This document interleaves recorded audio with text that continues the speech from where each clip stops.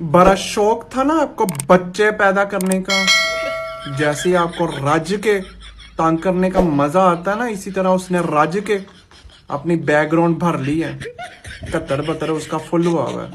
आती दफा पैम्पर ले आना। ले आऊंगा, अभी मैं ऑफिस में हूं। आज घर में सालन नहीं बना। सासू अम्मा का और मेरी नंद साहिबा का 100 मन जितना मुंह बना हुआ है। तो आती दफा पकौड़े भी ले आना, साथ चटनी भी, नहीं तो घर ना आना।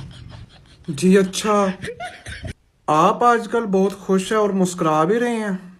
ये कैसे पॉसिबल हो सकता है मेरे होते हुए? जरूर कोई ना कोई लोचा है, या तो पूंडी हो रही है। मुझे उसका कोई मतलब नहीं है। I don't care. घर आए, आपकी ट्यूनिंग करती हूँ। बेलना रेडी है, अभी गरम गरम रोटी उतारी है मैंने तवे से। हाँ ठीक है, मैंने आज शॉपिंग करनी है। कम से कम 2-3 हजार रुपया लेके ही घर, वरना 2-3 हजार तो नहीं है, 200 रुपये हैं। उसकी जराबें ले आओ। शराब तेरी ऐसी दी तैसी।